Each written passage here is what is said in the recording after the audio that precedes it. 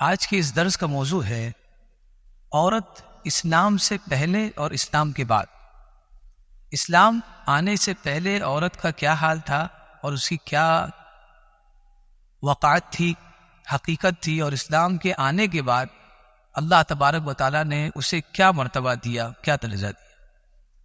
اللہ تبارک و تعالیٰ ارشاد فرماتا ہے وَلَا تَنْكِحُوا مَا نَكَحَ آبَاؤُكُمْ مِنَ النِّسَاءِ، اور تم اپنے باپ داداؤں کی منکوحہ سے، یعنی جو تمہارے باپ داداؤں نے نکاح کیا ہے جن عورتوں سے، اور پھر جب ان کا انتقال ہو جائے تو ان عورتوں سے اب تم نکاح نہ کرو۔ تمہارے باپ نے جس عورت سے نکاح کیا اور تمہارے دادا نے جس عورت سے نکاح کیا، اپنے باپ دادا کے انتقال کے بعد تم ان عورتوں سے نکاح نہ کرو، یعنی وہ تمہاری سگی مائیں نہیں ہے، سوتیلی ماں ہو تب بھی تم اس سے نکاح نہ کرو۔ یہ قرآن کا فرمان تھا۔ الا ما قد سلف، مگر جو کچھ ہو چکا، فرمایا انہ کان فاحشۃ ومقتا، کہ وہ بہت بے حیائی اور غضب کا کام تھا، وساء سبیلا، اور بری راہ تھی۔ دوسری آیت کریمہ میں فرمایا یا ایھا الذین آمنوا، اے ایمان والو، لا یحل لکم، تمہارے لیے حلال نہیں ہے، ان ترثوا النساء کرہا، کہ تم نہ چاہتے ہوئے اور جبرن عورت کے وارث بن جاؤ۔ یہ دونوں آیت کریمہ ہے، اس کا پس منظر کیا ہے سب سے پہلے ہم وہ جانیں گے تاکہ پتہ لگے کہ اس آیت کا پس منظر کیا ہے اور یہ آیت کیا کہنا چاہتی ہے۔ ایام جاہلیت مدینہ والوں کے لیے کیا تھا کہ اہل مدینہ کا معاملہ یہ تھا اس وقت ایام جاہلیت میں، اور اس کے بعد جب اسلام آ گیا تو اس کے ابتدائی ایام میں یہ معاملہ تھا کہ جب شوہر کا انتقال ہو جاتا تو اس کے انتقال کے بعد اس کے جو بچے ہوتے یا اس کے جو خاندان گھر والے ہوتے، اس کی بیوی کے وہ وارث ہو جاتے تھے۔ یعنی شوہر کا انتقال ہوا تو اس کی بیوی کا کون تھا شوہر کے علاوہ؟ اگر اس کا انتقال ہو گیا تو اس کے بچے اور اس کے گھر والے اس کی بیوی کے وارث ہو جاتے، اب وہ جو چاہتے اس کے ساتھ کرتے۔ اب اگر اس کے پاس کوئی بیٹا ہو جو اس بیوی سے نہ ہو، تو اگر انتقال ہو جائے مرد کا تو اس کے بیٹے کی وراثت میں آ جاتی تھی اس کی بیوی، یعنی اس کی سوتیلی ماں۔ میری بات سمجھ رہے آپ؟ سگی ماں نہیں، سوتیلی ماں۔ مرنے کے بعد باپ کے وہ اپنا ایک کپڑا اس کے اوپر ڈال دیتا اور اس طرح سے یہ بتا دیتا، باور کرا دیتا کہ یہ میری ملکیت ہے، یہ میری پراپرٹی، یہ میری وراثت ہے، میرے باپ کی وراثت ہے، میرے لیے اس نے چھوڑا ہے۔ اب اس میں تین چیزیں ہوتی، وہ چاہتا تو اس کو اپنے پاس رکھتا، یعنی نکاح کر لیتا اس سے، یا دوسری یہ صورت ہوتی کہ نکاح کسی اور سے کر دیتا اور وہ شخص جو اس کو مہر دیتا وہ مہر اس سے وصول لیتا۔ بات سمجھ آئے؟ اس کا نکاح، اپنی سوتیلی ماں کا نکاح کسی اور مرد سے کر دیتا اور وہ مرد نکاح کے عوض میں جو مہر دیتا وہ مہر وصول لیتا، یعنی اس سے فائدہ اٹھا رہے تھے۔ اور تیسری صورت یہ ہوتی کہ وہ اس کا نکاح کرتا ہی نہیں، بلکہ اس کو گھر ہی میں بند کیے رہتا، اس کو تکلیفیں دیتا، یہاں تک کہ وہ کسی اور کے پاس سے 2-4 مال جمع کر کے لاتی اور اس کو فدیہ دیتی کہ یار یہ میرا مال لے لو اور میری جان چھوڑو۔ یعنی کل ملا کے یہ کہ وہ ایک وراثت اور ایک مال تھا، عورت ایک مال تھا کہ اس کے ذریعے انسان فائدہ اٹھائے۔ یہ پرانے زمانے میں ایام جاہلیت میں تھا۔ اچھا، اسلام آ چکا ہے، اسلام کے ابتدائی زمانے چل رہے، اور اس وقت یہ واقعہ پیش آیا کہ سیدہ قبیشہ انصاریہ رضی اللہ تعالی عنہ، یہ بھی صحابیہ ہیں، ان کے ساتھ یہی معاملہ ہوا کہ ان کے شوہر کا انتقال ہو گیا، اور شوہر کے انتقال کے بعد شوہر نے ایک لڑکا چھوڑا جو ان سے نہیں تھا، ان کی دوسری بیوی سے تھا۔ اب وہ لڑکے کی یہ وراثت ہو گئی۔ اب اس لڑکے نے کیا یہ کہ ان کا نکاح نہیں کیا، نہ خود ان سے نکاح کیا، نہ ان کو کھانے خرچے کو دیتا، بلکہ وہ بھی اسی انتظار میں تھا کہ کب اس کے ساتھ کوئی نکاح کرے تو اس کا مہر میں لے لوں اور میں اس سے فائدہ اٹھا لوں۔ اب جب یہ معاملہ ہوا تو بڑی پریشان وہ ہوئی، تو اس نے کہا کہ میں اللہ کے رسول صلی اللہ علیہ وسلم کی بارگاہ میں جانا چاہتی ہوں، تو اس کو اجازت مل گئی گھر سے۔ وہ اللہ کے رسول صلی اللہ علیہ وسلم کی بارگاہ میں حاضر ہوئی اور اس نے عرض کیا کہ یا رسول اللہ، میرے ساتھ معاملہ یہ ہے کہ میرے شوہر نے ایک لڑکا چھوڑا ہے، اب میں اس کی وراثت ہوں، چاہے وہ مجھ سے نکاح کرے یا کسی اور سے نکاح کرتے، اور چاہے تو میں اسے پیسہ دے کر اپنی آزادی لے لوں، تو میرے پاس تو اتنا پیسہ ہے نہیں، تو اب نہ وہ مجھ سے شادی کر رہا ہے اور نہ کسی اور سے کروا رہا ہے، اور مجھ کو گھر میں بند کیا ہوا ہے، میں تکلیف میں ہوں تو میں کیا کروں، سب کوئی حل بتائیے۔ تو اللہ کے رسول صلی اللہ علیہ وآلہ وصحبہ وسلم نے ارشاد فرمایا کہ تم ابھی گھر میں ہی رہو، ابھی اس کے حوالے سے اللہ تبارک و تعالیٰ کا کوئی فرمان نہیں آئے، جیسے ہی آئے گا تمہیں بتا دیے تھے۔ وہ جیسے ہی یہاں سے نکلی ہے دربار رسول صلی اللہ علیہ وسلم سے کہ اتنے میں کئی ساری عورتیں مدینہ کی آ گئی حضور کی بارگاہ اور کہا کہ ہم سب کا معاملہ یہی، ہم ہمت نہیں کر پا رہی تھی۔ یہ خبیشہ بنت معن انصاریہ صحابیہ جو تھی، انہوں نے پیش قدمی کی، جب انہوں نے قدم بڑھایا تو ساری عورتوں کا جگر مضبوط ہوا اور وہ سب کی سب بارگاہ رسالت میں حاضر ہوئی کہ حضور یہ سب معاملات ہمارے ساتھ بھی کہ ہمارے شوہر کا انتقال ہو گیا ہے، اب ہم شوہر کے گھر والوں کی پراپرٹی ہے، اب ہمارا وہ لوگ خیال نہیں کرتے ہیں تو کیا کریں۔ اللہ کے رسول صلی اللہ علیہ وسلم نے فرمایا کہ اب حکم آئے گا تو تمہیں بتایا جائے۔ اس کے بعد یہ آیت کریمہ نازل ہوئی جس میں اللہ تبارک و تعالیٰ ارشاد فرماتا ہے یا ایھا الذین آمنوا، اے ایمان والو، لا یحل لکم ان ترثوا النساء کرہا، تمہارے لیے یہ حلال نہیں ہے کہ تم جبراً عورتوں کے وارث بن جاؤ۔ اب کوئی بھی شخص اس کے شوہر مرنے کے بعد کوئی بھی اس کے بیوی کا وارث نہیں ہو سکتا۔ یعنی بھائی اگر بچا ہے جس کو جیٹھ کہیں گے، دیور کہیں گے، تو وہ بیوی کا وارث بن جاتا تھا، لیکن کہا اسلام نے اب ایسا کچھ بھی نہیں، بیٹا وارث بن جاتا تھا۔ عورت کا کوئی وارث نہیں بن سکتا اس کے شوہر کے انتقال کے بعد، یہ حلال نہیں ہے اسلام، یہ اسلام کا فرمان آیا۔ دوسرا فرمان یہ آیا وَلَا تَنْكِحُوا مَا نَكَحَ آبَاؤُكُم مِّنَ النِّسَاءِ، بچے جو ہوتے تھے سوتیلے وہ اپنی ماں سے نکاح کر لیتے تھے، تو یہ حکم آیا کہ اب اپنے آباء و اجداد یعنی باپ دادا کی جو منکوحہ ہے اس سے اب بیٹے نکاح نہیں کریں گے۔ یہ حکم سراسر قرآن مجید میں آ گیا۔ اچھا، جو کچھ ہو چکا وہ سب بے حیائی تھے، اس سے پہلے جو کچھ ہوا کہ لڑکے اپنی سوتیلی ماں سے نکاح کر لیتے تھے وہ سب بے حیائی ہے، سوتیلی ماں بھی اس کے ماں کے حکم میں ہی ہے، یہ اسلام کا نیا فرمان آیا۔ اب اس آیت کریمہ سے ہمیں کیا سبق ملتا ہے؟ سب سے پہلا درس تو یہ ہے کہ کوئی یہ سے کہہ سکتا ہے کہ اسلام تھا، اسلام کے احکام موجود تھے، تشریعات موجود تھی، اس کے بعد یہ برائیاں اس وقت موجود تھی، یہ کیسے ہو سکتا ہے؟ اس وقت اتنی عورتیں پریشان تھی اور اسلام بھی موجود تھا، تو اس کا کوئی حل کیوں نہیں نکلا؟ اور کیسے یہ پریشانی موجود رہی؟ اسلام نے اس کا حل کیوں نہیں نکالا؟ سب سے اس کا پہلا جواب یہ ہے، اس میں اسلام کو عیب نہیں لگایا جا سکتا، اس لیے کہ یہ جو قانون تھا کہ شوہر کے مرنے کے بعد شوہر کے گھر والوں کی پراپرٹی ہو جاتی ہے عورت، یہ اسلام کا بنایا قانون نہیں تھا، یہ ایام جاہلیت کا ترکہ تھا اسلام کے لیے۔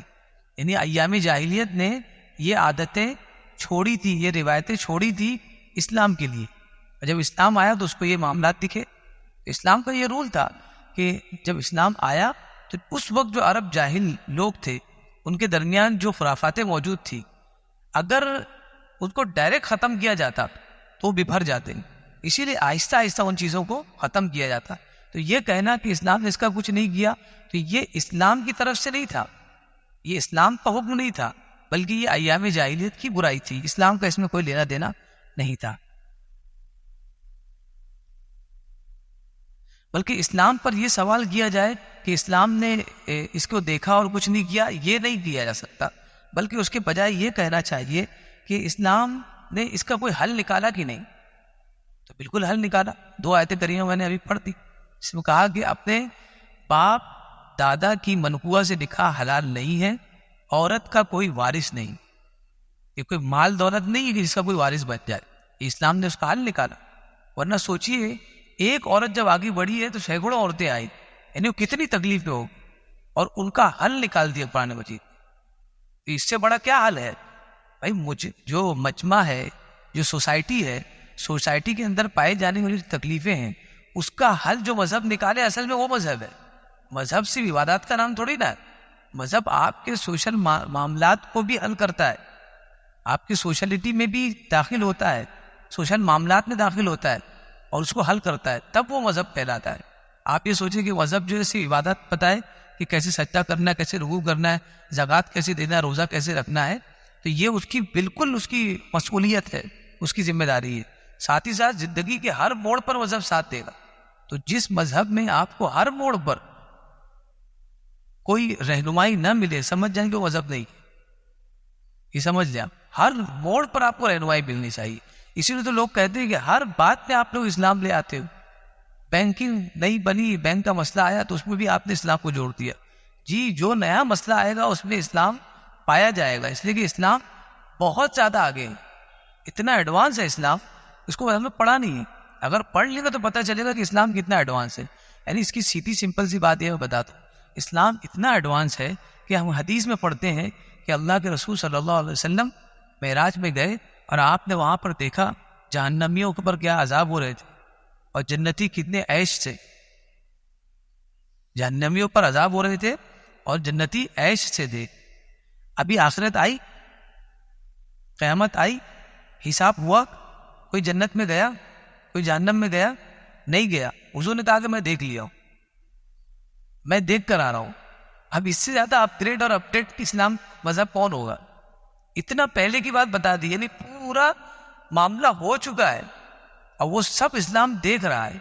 تو جو آنے والی پوری زندگی آپ کی دیکھ رہا ہو, جب وہ رہنمائی کرے گا تو کوئی مذہب اس کے سامنے کیسے کھڑا ہو سکتا ہے؟ سب بتا دیے کہ جنت میں کون ہے, جہنم میں کون, سب پتا ہے. اتنے آگے کی بات بتا دی جا رہی, تو اس سے اپڈیٹ کوئی مذہب کیسے ہو سکتا ہے؟ دوسرا درس یہ ہے, ایام جاہلیت, عصر جاہلی, اسلام سے پہلے کا جو وقت تھا اس کو عصر جاہلی کہتے ہیں. جاہلیت کے ایام جاہلیت میں جو برائیاں آئی وہ تو بہت ساری برائیاں تھیں. اس میں سب سے بڑی جو برائی تھی وہ یہ تھی عورت کو ذلیل سمجھنا, عورت کو کمتر سمجھنا, ذلیل سمجھنا. یہ سب سے بڑی برائی تھی. اس کو ختم کرنے میں بہت وقت لگ گیا. یہ سب سے بڑی برائی تھی. اب میں آپ کو بتاؤں کہ اسلام نے کیسے یہ برائیوں کو ختم کیا اور اس کے بدلے میں عورت کو کیا درجہ دیا. اس سے پہلے میں یہ بتاؤں کہ دیگر مذاہب نے رہتی دنیا تک عورت کے ساتھ کیا سلوک کیا, اس کو کیا درجہ, کیا مرتبہ دیا, پہلے وہ ہم دیکھ لیں. سب سے پہلا مذہب تو ہمارے یہاں ہندوستان میں جو مذہب تھا, ستی کا جو مذہب تھا, جس میں یہی ہوتا تھا کہ عورت کا شوہر اگر انتقال کر جائے تو اس کے لیے بھی ضروری ہے کہ جب اسے چتا پر لٹایا جائے تو اسے بھی لٹا دیا جائے. زندہ عورت کو چتا پر لٹا دیا جاتا تھا, اور جس طرح مرد جلتا تھا عورت کو بھی جلا دیا جاتا. اسی کو ستی ساوتری کہا جاتا کہ اب یہ کسی کے لیے حلال نہیں ہے, لہٰذا اس کے ساتھ یہ حلال کر دیا ہے. یہ کون سا دماغ ہے کہ جیتے جی جو ہے زندہ عورت کو جلا دیا جائے؟ اسے پتہ بھی نہیں ہوتا تھا کہ میرے ساتھ یہ ہونے والا ہے. تو یہ ایک مذہب تھا, یعنی عورت کو یہ درجہ دیا ہے کہ اس کی شوہر کے مرنے کے بعد بجائے اس کے کہ اس کو سہارا دیا جائے, وہ شوہر کے ساتھ ہی اس کو زندہ جلا دیا جاتا. دوسرا مذہب ہے حمورابی, بابل میں. یہ بابل میں مذہب تھا. اس کا معاملہ یہ تھا کہ عورت ایک پراپرٹی ہے مرد کی, جیسے مرد کی اور پراپرٹی ہے, جانور اس نے پالے ہیں, اونٹ پالے ہیں, گھوڑے, گدھے, یہ جو پراپرٹی ہے, ایسی ایک عورت بھی اس کی پراپرٹی ہے. تو جب اسے چاہے بیچ دے, جب چاہے اسے خرید, یہ اس کی پراپرٹی سے زیادہ اس کی کوئی حیثیت نہیں. اب اس کے اندر دوسرا معاملہ یہ تھا ان کے معاشرے میں کہ اگر غلطی سے کسی مرد نے کسی دوسرے مرد کی بیوی کو قتل کر دیا یا غصے میں قتل کر دیا تو اب اس کا بدلہ کیا دے گا؟ اس کا بدلہ یہ ہوتا تھا کہ میں نے اگر کسی دوسرے مرد کی عورت کو قتل کر دیا تو اب بدلے میں مجھے میری عورت مجھ سے دینا پڑے گی. اگر کسی کی بیٹی کو قتل کر دیا تو بدلے میں اپنی بیٹی اس شخص کو دینا پڑے گی. گناہ کس نے کیا؟ مرد نے کیا, اور بھگت رہا کون ہے؟ عورت. یہ تھا بابل کا قانون, یہ وہاں کا مذہب تھا. یونانی فلاسفر, یونان کے فلسفی بڑے مشہور تھے. یونان کے فلاسفر بہت مشہور تھے, بڑا دماغ بھولا جاتا تھا کہ یونان, آج بھی یونانی دوائیں آپ کو ملیں گی, یعنی ان کی دوائیں بہت اچھی ہوتی تھیں, ریسرچ بہت زبردست تھی, پوری دنیا کا کعبہ تھا اس وقت وہ نالج کے اعتبار سے. تو یونانی فلاسفر کی وقت کیا تھا؟ یونانی فلاسفر کا دو گروپ تھا. اس میں سب سے پہلا گروپ یہ کہتا تھا کہ عورت مرد سے نیچی مخلوق ہے, اس کے برابر نہیں ہے, انسان لیکن اس سے نیچی مخلوق ہے. اور دوسرا جو مذہب تھا وہ زیادہ سخت تھا, اور وہ یہ کہتا تھا کہ یہ انسان کی شکل میں ایک جانور ہے, پہلے یہ دیکھ لے، تب بعد میں آپ اسلام کو پڑھیں گے تو پتہ چلے گا کہ اسلام کتنا رحم دل ہے عورتوں کے لیے. پہلے یہ سب جان لے، اس کے بعد انسان انسانی جانور ہے، انسان کی شکل میں ایک جانور ہے عورت، اس سے زیادہ اس کی کوئی حیثیت نہیں. رومن امپائر جب آیا اس کے یہاں بھی یہی تھا کہ ذلت کی زنجیر میں ایک کڑی تھی عورت، بس ذلت کی زنجیر ہے اس میں ایک کڑی عورت بھی ہے، بس اس سے زیادہ اس کی کوئی عزت نہیں تھی.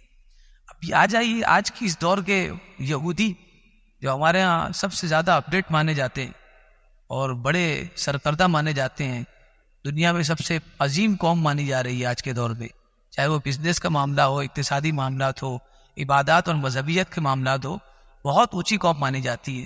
ان کے بارے میں پڑھ لیں، آپ پڑھیں گے تو آپ کو پتہ چلے گا کہ ان کے یہاں کیا چل رہا ہے. ان کے یہاں سب سے پہلی ان کا جو عقیدہ ہے یہ ہے سب سے پہلا کہ عورت ایک بیگ ہے جس کے اندر کچرا بھرا ہوا ہے، گندگی غلاظت بھری ہوئی ہے، بس یہ عورت. ایک عورت ہے، ایک جسم ہے جس کے اندر غلاظت بھری ہوئی، اس سے زیادہ کچھ بھی نہیں. دوسرا یہ کہ 100 عورتیں جو گواہی دے اور ایک آدمی گواہی دے، دونوں برابر ہے. ایک آدمی کی گواہی کے مقابلے میں 100 عورت کی گواہی. کہاں سے لائے گا کوئی انسان؟ کیا مقابلہ ہے آدمی سے؟ کوئی مقابلہ ہی نہیں. 100 عورت کی گواہی کے بعد ایک آدمی کی گواہی مانی جا رہی اس کے مقابلے میں.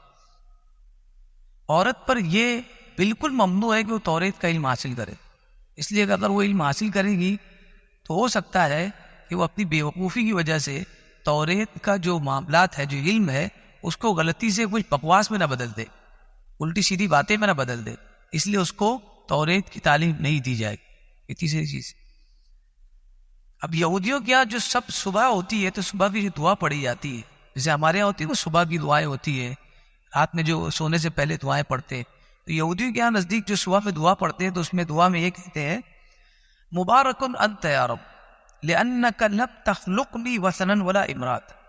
اے رب تو مبارک ہے اس لیے کہ تو نے نہ مجھے بت بنا کر پیدا کیا اور نہ ہی عورت بنایا. نہ تو نے مجھے بت بنایا نہ عورت. یعنی عورت کا مرتبہ اور درجہ یہ ہے کہ وہ ایک پتھر کا بت ہے، اس سے زیادہ کچھ بھی نہیں. اور اس پہ شکریہ ادا کر رہے ہیں کہ ہمیں تو نے عورت نہیں بنائے. ظاہر سی بات ہے یہ عورت ہی سے پیدا ہوئے ہوں گے، تو عورت کیا کرتی ہوگی ان کے معاشرے میں؟ ان سے سنیے. عورتیں کہتی تھی جو بیچاری غمگین ہوتی تھی کہ اے رب تو مبارک ہے اس لیے کہ تو نے ہمیں اپنی مشیت سے پیدا کیا، یعنی جیسا تو نے چاہا ہمیں پیدا کر دیا، اس لیے تو مبارک ہے. تو بڑی غمگین رہتی تھی، لیکن یہ جملہ وہ لوگ کہتے تھے. بتا یہ عورت کی حیثیت ہے کہ وہ پناہ مانگ رہے کہ ہم کو عورت نہیں بنایا اور نہ ہی بت بنایا، یہ وہ لوگ پناہ مانگ رہے. چھٹی چیز یہ ہے کہ جب کوئی بچہ جنتی تھی عورت، جب بچہ ہوتا تھا اس کے وہاں، تو اسے 40 دن تک نجس مانا جاتا تھا. یعنی 40 دن تک سمجھا جاتا تھا کہ یہ نجس ہے، اس کے پاس کوئی نہیں جائے گا. اور اگر اگر عورت بچی جنتی تھی، انسا جنتی تھی بچی، تو 80 دنوں تک اس کو نجس مانا جاتا. یعنی اس کے اندر بھی دیکھیے کیا چیز ہے. اگر بیٹا جنا ہے تو 40 دن تک ڈسکاؤنٹ ہے، اور اگر بیٹی جنا ہے تو 80 دن تک، کیونکہ ایک تو وہ عورت ہے اور اس کے بعد عورت کو جنا ہے، تو اب 80 دن کی سزا اس کو دینی نجاست. اب آئیے اسلام کی طرف. اسلام نے کیا دیا؟ اسلام نے انسانوں کو کیا دیا؟ ایسے ہی کوئی پاگل نہیں ہے کہ بغیر کسی کے کچھ بتائے خود ہی اسلام کے بارے میں پڑھ رہے ہیں اور جوک در جوک اسلام میں آ رہے ہیں. لوگ اسلام قبول کر رہے ہیں جو پڑھا لکھا ہے. یعنی آپ یہ سمجھ لیں، میرا ماننا یہ ہے کہ آج کی دنیاوی تعلیم جو ہم سمجھتے ہیں کہ یہ اسلام کے خلاف ہے، سائنس کا علم رکھیں، آپ میتھمیٹکس کا علم رکھیں، یہ سب چیزیں خوب حاصل کریں، بچوں کو حاصل کرائیں. اور دنیا کو میں چاہتا ہوں کہ جتنے سائنسداں بننا چاہتے ہیں خوب بنیں، اس لیے کہ جتنا دنیاوی علم حاصل کریں گے اتنا ہی آپ دین اسلام سے قریب ہو جائیں گے. کیونکہ آج دنیا جو علم پڑھ رہی ہے نا، یہ سب نیچر کا علم ہے، یہ نیچر کا علم ہے. اور اسلام کیا ہے؟ دین فطرت. یہ نیچر کا مذہب ہے. یہ جو بتاتا ہے وہی انسان کو کرنا چاہیے، وہ نہیں کر رہا الگ بات ہے. تو جو جتنا زیادہ ایجوکیٹڈ ہوگا دنیاوی اعتبار سے اتنا زیادہ اسلام کے قریب آئے گا. یہی وجہ ہے کہ لوگ جتنا پڑھ رہے ہیں نان مسلمس، وہ جتنا پڑھ رہے ہیں اتنا ہی زیادہ وہ اسلام سے قریب آ رہے ہیں.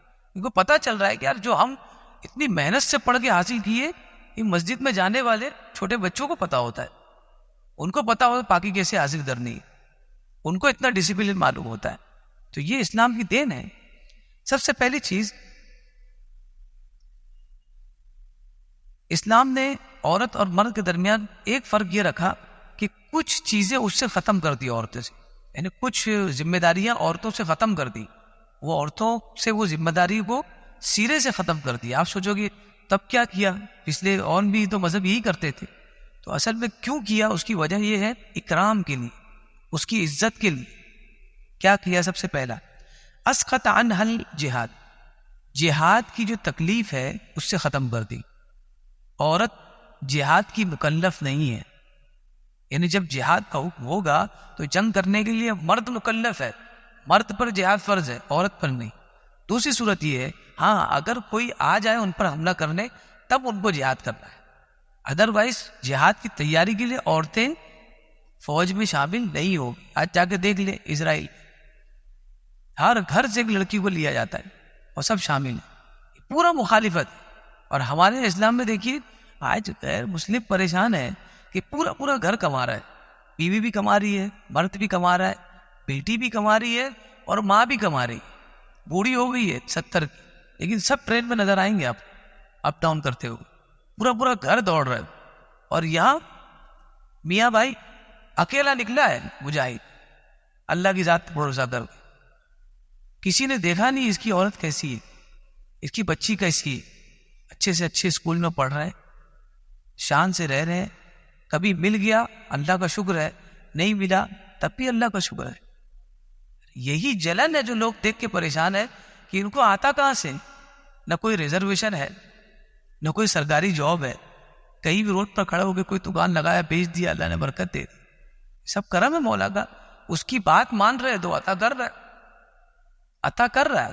ہم یہاں سے نکلے تو 60 منوانی کا ہمارے پاس ہے جہاں سے ہم روٹی کما سکتے ہیں، اور اگر نکلے تو کہاں جائیں گے؟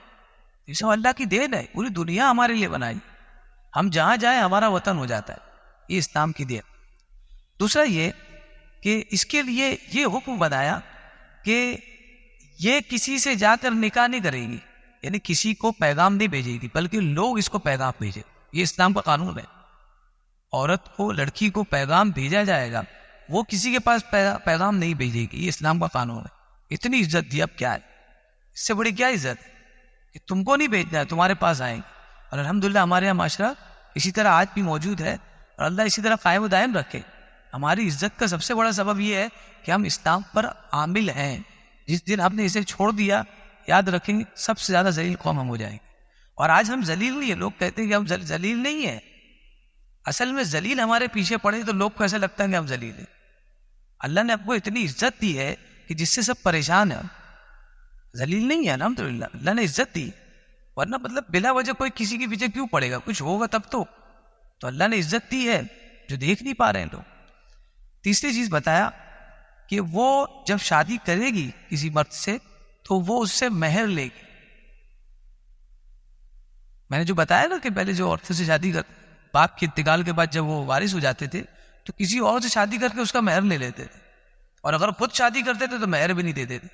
اسلام نے کہا کہ آپ کوئی شادی کرے گا تو اس کو مہر دینا پڑے گا، اس کو مہر دینا پڑے گا، اور وہ کسی کو کچھ نہیں دے گی. یہ بھی ہے جہیز کی بنا ہمارے یہاں عام ہو گئی ہے. اسلام میں اس کا کوئی تصور نہیں. وہ لے گی مرد سے پیسہ مہر کے نام پر، لیکن اسے دینے کا کوئی حق نہیں، اسے کچھ نہیں دینا ہے. یہ اسلام کی یہ شریعت ہے. اب ہم نے جو بنا لیا وہ الگ بات ہے. تیسری چیز یہ کہ اس کے ولی پر، یعنی جس کے پاس وہ ہے لڑکی، اس پر یہ فرض کر دیا کہ اس کو تعلیم دے، اس کو ایجوکیٹ کرے تاکہ وہ اپنی انسانیت کو مکمل کرے. اس سے فرض قرار دیتی ہے کہ وہ کرے ایسا، باپ ہو یا ماں ہو، چچا ہو، جس کے پاس بھی وہ بیٹی ہے. اسی طرح اس کو یہ آزادی دی کہ اپنی پسند سے وہ شوہر کا انتخاب کرے، اپنی پسند سے شوہر کا انتخاب کرے. یہ اس کو اتھارٹی اسلام نے دی ہے. اب ہمارا جو معاشرہ ہے، یہ معاشرہ اس طرح سے ہے کہ والدین زیادہ تجربہ رکھتے ہیں، زیادہ ایکسپیرینس رکھتے ہیں. اگر ان کی رہنمائی ہو تو زیادہ بہتر ہوگا. لیکن یہ جو میں نے کہا کہ اس کو آزادی ہے شوہر کے انتخاب پر، یہ اس صورت میں ہے کہ جب کئی لڑکوں کے نام والدین بچی کے سامنے رکھے، اس میں انتخاب کی آزادی ہے. میری بات سمجھ میں آئی؟ انتخاب کی آزادی کا مطلب یہ تھی کہ وہ مطلب ہاں کئی نام لا دیے. اب والدین پہ یہ کہ ہم تم پر جبر نہیں کر رہے، انسسٹ نہیں کر رہے، یہ نام ہے بیٹا، تم کو ان میں سے جو پسند آئے آپ بولو، ان سے آپ کی شادی کرا دی. بات سمجھ میں آئی؟ یہ اختیار اسلام نے دیا، اور اس پر جبر بھی نہیں کیا جا سکتا. یعنی ہم کو تو اس سے ہی شادی کرانا ہے، تم کو اس سے ہی کیا جائے گا، یہ بھی جبر نہیں کیا. اتنا جبر بھی اسلام نے برداشت نہیں کیا عورت. تیسرا یہ کہ اگر ازدواجی زندگی میں میریٹل لائف میں کوئی تکلیف آتی ہے تو اس کو اتھارٹی دی ہے کہ وہ اپنے شوہر کو کہے کہ مجھے طلاق دو، مجھے آزادی دو. سو ہم خلا کہتے ہیں، اس کو یہ اتھارٹی تھی. پہلے ایسا نہیں تھا. میں نے کہا نا کہ مرنے کے بعد اسی کے ساتھ جلا دیا جاتا ہے، کوئی اتھارٹی نہیں. اور اگر شوہر مر گیا تب بھی کوئی اتھارٹی نہیں ہے، بلکہ وہ اس کے بعد اس کے آنے والی نسل کی وراثت ہو جاتی تھی. اس سے بڑی کیا ذلت کی بات ہے. کہا کہ اس کو یہ اتھارٹی دی ہے کہ وہ طلاق بھی حاصل کر سکتی ہے اپنے شوہر سے. اسی طرح اس کو میراث میں حق دیا ہے. پہلے کوئی حق نہیں تھا عورت کا. میں نے بتایا کہ خود پراپرٹی تھی، وہ کیا حق لے گی؟ لیکن عورت کو اسلام نے کیا دیا ہے؟ حق دیا ہے کہ وہ چاہے تو وہ اپنی پراپرٹی لے سکتی ہے، اور باقاعدہ پراپرٹی میں حقدار بنایا. ورنہ عورتوں کو پہلے کوئی حق نہیں دیا گیا تھا. اور تیسرا یہ کہ اس کے لیے ملکیت کو حلال قرار دیا کہ وہ چاہے تو مال کما سکتی ہے، پراپرٹی بنا سکتی ہے، بالکل کر سکتی ہے. یہ اسلام نے اس کو اجازت دی.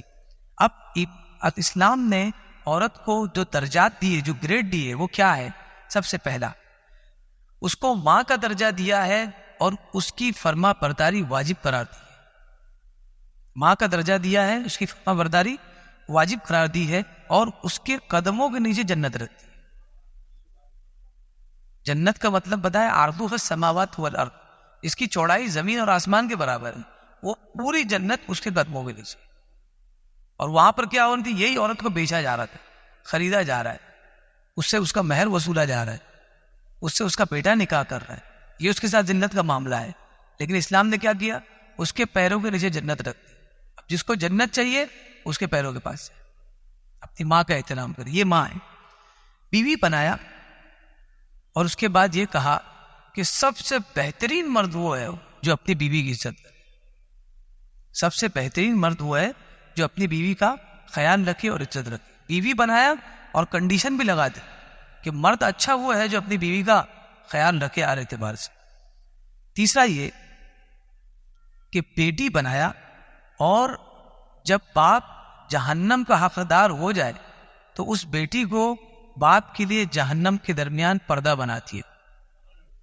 بیٹی باپ کے لیے جہنم سے پردہ ہے، آڑ ہے. بیٹی کو یہ درجہ دے. ہر لیول پر جو عورت کا نام دیا گیا، درجہ گیا، اس کے اندر اس کو گریڈ دیا گیا کہ اتنی اونچی چیز ہے. اور اب بنایا کہ خالہ بنایا اور کہا کہ یہ ماں کی منزلت میں ہے، یہ ماں کے مرتبہ رکھتی ہے. اگر تمہاری ماں مر گئی ہے تو سمجھو کہ پھر بھی ماں زندہ ہے، خالہ تمہاری ماں ہے. کوئی فرق نہیں ہے ماں میں اور تمہاری خالہ میں. دیکھ رہے؟ اس کے بعد آخری جملہ یہ کہ اسے مسلمان بنایا. ایسی مسلمان عورت بنایا کہ جب وہ کہے واہ معتصمہ تو اس کے لیے لشکر نکل پڑتے تھے. ایک زمانے میں معتصم باللہ، یہ بادشاہ تھا ہارون رشید کا بیٹا، یہ حکومت میں تھا. تو اس کے پاس کچھ لوگ آئے اور انہوں نے کہا کہ ہم نے فلاں جگہ دیکھا ہے جو غیر مسلموں کی حکومت ہے، وہاں عورتوں کو قید کیا جا رہا ہے، اس کو ذلیل کیا جا رہا ہے. تو جب اسے قید کیا جا رہا تھا، ہم نے سنا تھا اس سے کہ وہ یہ کہہ رہی تھی کہ کاش معتصم باللہ ہمیں سنتا تو ہماری مدد کو آتا. جب معتصم باللہ نے یہ سنا تو اس نے لشکر تیار کیا اور پوری فوج لے کر وہاں پہنچ گیا. یہ اسلام نے درجہ دیا مسلمان عورت کو کہ اگر وہ ایمان والی ہے تو اس کے لیے لشکر بھی کھڑے ہو جائیں گے اور اس کے لیے لوگ جان کی بازی لگا دیں گے. اللہ تبارک و تعالیٰ کی بارگاہ میں دعا ہے کہ ہمیں اسلام کو پڑھنے اور اس پر عمل کرنے کی توفیق عطا فرمائے.